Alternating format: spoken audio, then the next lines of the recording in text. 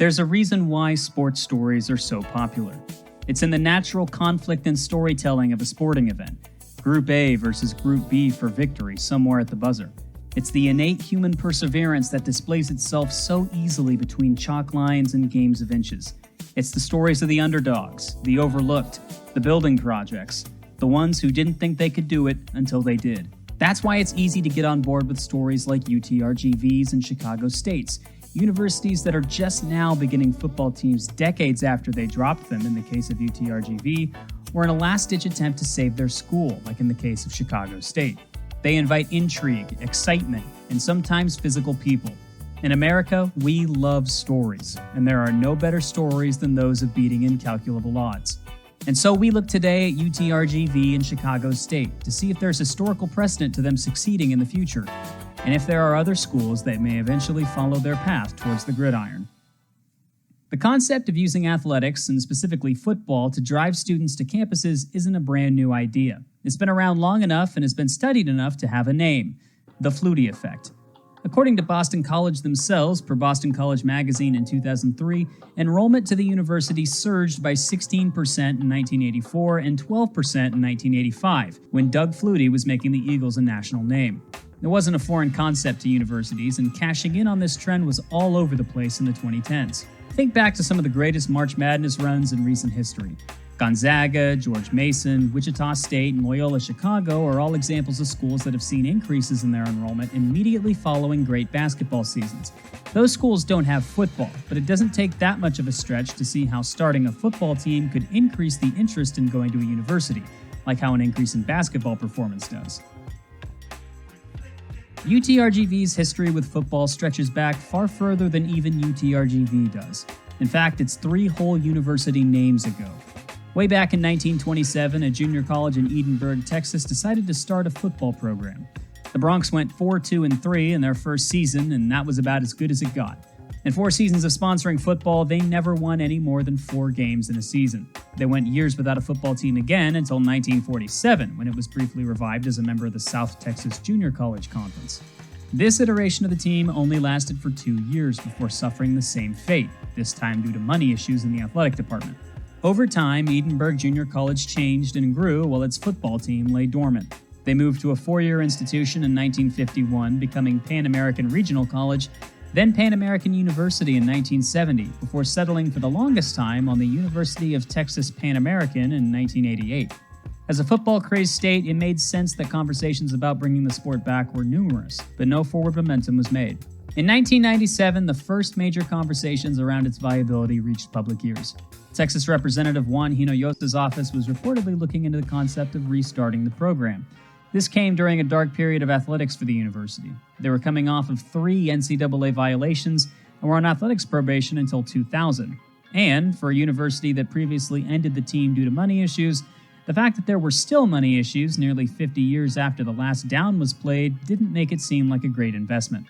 Despite University President Guy Bailey stating that football would one day be a part of the athletics lineup at UTPA, it wasn't in the cards for 1997, and their athletics director firmly slammed the door shut, and it would remain out of the cards for 25 years. The problems were, again, the usual suspects. Estimates in 2014 painted the cost at simply restarting the program from scratch being anywhere from $3 to $4 million, a titanic sum for a school that only ran an athletics budget of around $7. Things like a feasibility study, coaches, scholarships, and even starting construction on a stadium would require money that UTPA simply didn't have. These conversations stayed quiet even as UTPA acquired the University of Texas at Brownsville and became the University of Texas-Rio Grande Valley in 2015. They even changed their nickname from the Broncs into the Vaqueros. For a long while, it appeared as though the dream of football returning to Edinburgh was dead. Until 2021. The Western Athletic Conference attempted a revival of its athletic brand entirely around 2021. Far-flung from being the pseudo-power conference they'd been in the 60s, they'd gone without football since 2012, but were in the middle of restarting their football league with the help of a bunch of Texas-based schools. Their proposed lineup of football schools featured Abilene Christian, Lamar, Sam Houston State, and Stephen F. Austin, joining Tarleton State, Utah Valley, Utah Tech, and Southern Utah. And among those teams, UTRGV, who would announce that they would commit to adding an FCS football program by 2014. However, the WAC revival was doomed from the start. They were forced to add Eastern members from the Atlantic Sun. Then, further FBS realignment led to Sam Houston and Jacksonville State leaving for the Conference USA, which destabilized the conference even further. By the time UTRGV's football team was ready to play, the WAC was dead again, and only the United Athletic Conference remained. So instead of joining there, UTRGV pivoted to the Southland Conference, a more stable Texas-based FCS conference. Two of the biggest issues, coach and stadium, were solved pretty serendipitously. For the coach, UTRGV was able to lure Travis Bush, a Southwest Texas native who had history with starting programs from scratch, since he was the offensive coordinator at UTSA when that program started in 2011. For the stadium, UTRGV lucked into the vacant HEB Park, which had originally been built for minor league soccer and sat up to 10,000 fans already. They'll start their first full season since 1948 this year in 2025. But why was this move made? Well, according to Guy Bailey again, it was to enhance the university's campus life. Let's go ahead and read between the lines there. Enhance the campus life so more students will enjoy the campus, meaning more students will want to come to UTRGV, meaning more money for the university at the very least. UTRGV added football to get more students on campus and more money in their pockets. And they're not the only university doing this, but they're being more discreet than the other. Hardly anything comes easy in the south side of Chicago. Just look at the last few years for the White Sox. No athletics program knows this better than the Chicago State Cougars. Even going further than just sports, this is a university that has struggled to keep its doors open through pretty much its entire history, largely by no fault of its own. CSU was started as Cook County Normal School in 1867, made to primarily provide an education for school teachers. Originally outside the city limits of Chicago, the city grew to encompass it over time. It became Chicago Normal School in 1897 and then Chicago Normal College in 1913.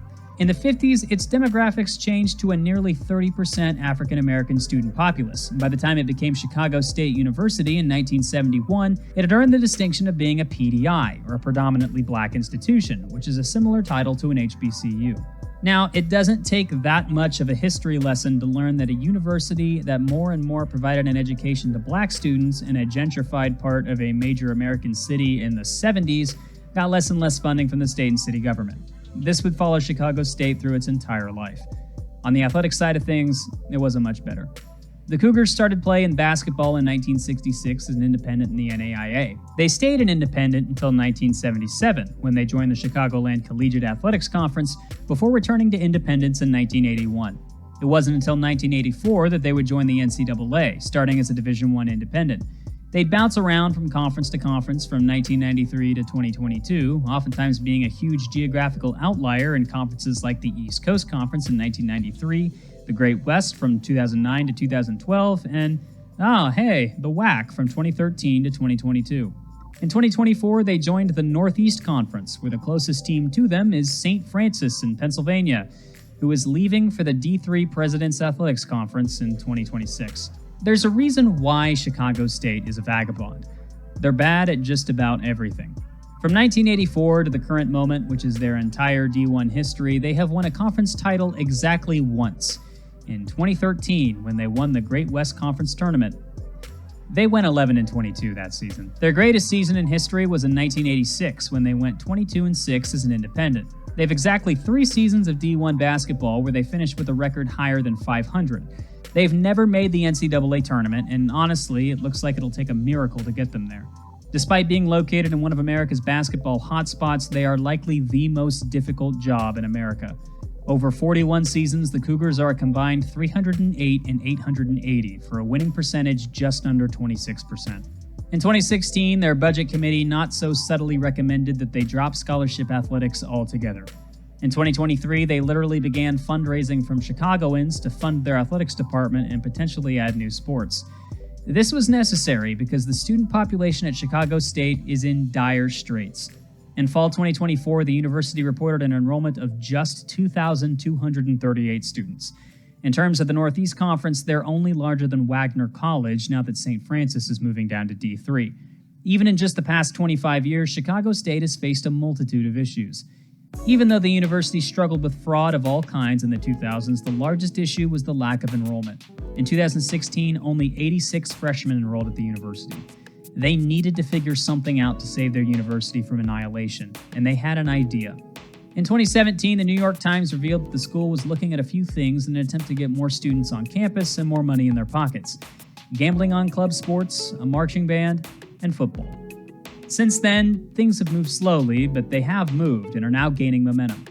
Aiming for a first season in 2026 as an independent, the university made one of the most unique hirings in college football history with the hiring of Bobby Rome II to start the football program from scratch. Let me just go over his credentials here.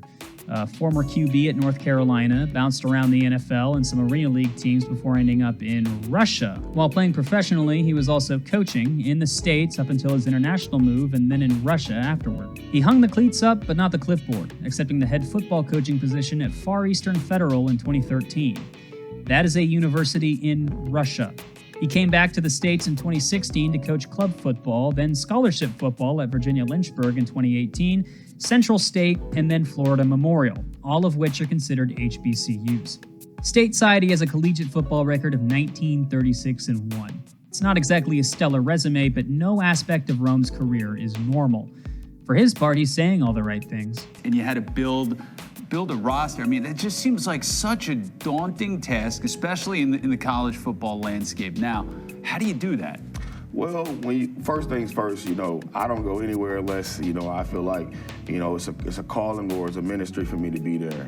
That place, my ministry was there, and I was determined to get that football program off the ground. The first things first is reach out to some of the student athletes that just left that were upholding the values of the institution. I said, you know what, hey, they can work, I can work with those guys, and then went out and recruited some great student athletes that will continue to uphold the value of that particular institution. The problem is that Chicago State still, as of the writing of this video script, does not have a location to play football. The most likely outcome is that they'll share a venue with another institution, whether that be a local high school in Chicago or a place like Stagg Field, where UChicago plays D3 ball. They could also just play on what used to be their baseball stadium, since they've dropped the sport from their lineup.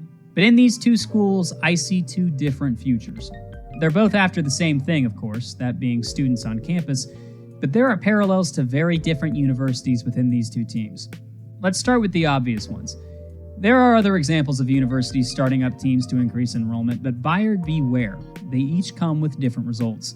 We can think back to recent examples like UTSA and Georgia State, who, like UTRGV, stated that their main reason for adding a football program was just to increase the campus culture.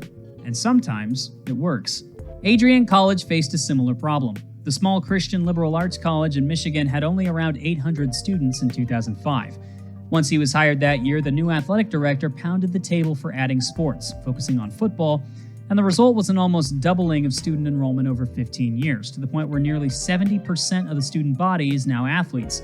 Did it raise the profile of the school? No, not necessarily, but it's alive for now and has the room to maneuver in other directions to grow later. The same for D3 Calvin University, also in Michigan. Struggle, add some sports, gain a whole bunch of new students. But you'll notice that most of these new students are athletes, not normal students enticed to come to campus for some Saturday night lights. As D3 athletes, they have to pay for their own tuition in most cases. Some universities, specifically scholarship universities, that reach for football as a fix to all issues sometimes get burnt. Limestone University was a private Christian college in South Carolina that had only become coeducational in 1970. The student-to-faculty ratio was around 14-1, which, combined with their final student attendance numbers of just over 1,700 students, painted a bleak picture of the school's future. The Saints, as they were called, first started athletics in 1998 as members of the Conference Carolinas, but didn't have a football program. Around the start of the 2010s, low attendance numbers were starting to have a negative impact on the school's budget. They were in a situation very similar to Chicago State's, albeit at a lower level of competition. In order to boost their numbers, they decided to start up a D2 football program in 2014. It's not like the team wasn't successful, both on the field and off of it. They began D2 play as an independent in 2014, going 2-9 that year and then 2-8 in 2015. They hired former NFL receiver Mike Furry to lead the team in 2016. He improved them to 5-6 and 4-6. In 2017, the team joined the South Atlantic Conference, where they would remain for the entirety of their existence. Despite the slow start, the team would actually improve as members of the conference, even making the D2 playoffs twice in 2022 and 2023. Under first-year head coach Jericho Cotchery in 2024, yes, that Jericho Cotchery, they'd managed to go 8-3. Limestone had actually become a successful football program in just 10 years. But it wasn't enough. According to the Gaffney Ledger, the main source of income for the university was their athletics programs, and at the top of the list was Saints football. But in an attempt to get even more students to join the university as the school dipped deeper and deeper into debt, they discounted tuition. When more students didn't join, it was the final death blow to the university, and Limestone officially shut down forever in 2025. Football couldn't save it. Research now shares the same sentiment that Limestone College did. A study from Georgia in 2024 discovered that not only did adding football not create any real enrollment advantages over other colleges, but that the original bump in enrollment from those first rosters of football players almost immediately dips back to the norm, especially if a team struggles like most startups do. The fate of Limestone College isn't just a warning, it's a prophecy. For a school like UTRGV, whose enrollment is already rising without a football program, it's hard to see it having a negative effect. While the purpose might really be to bring in more students, it's likely that its greatest effect on the university will be exactly what the president said it would be: adding to a university culture. For Chicago State, though, the numbers are not on their side. Football won't save Chicago State. It's not to say they're doomed, but they'll need a lot more than winning football happening on campus to turn that university around. That's if they can even get a program off the ground in the first place. I don't want it to sound like I'm trying to knock on Chicago State here. They've tried everything and nothing has worked so far. So why not try the Hail Mary? And honestly, I hope it works. Colleges are wonderful things. More often than not, they're universities that give people the opportunity to better their lives. Chicago needs Chicago State, and so do their students. And the success of either of these schools could create more stories like these. Until recently, North Florida considered a football program. Wichita State's been on and off for the last 40 years. Gonzaga doesn't need a boost, but it could consider it for campus culture reasons. Let me know who you think should add a program in the comments below.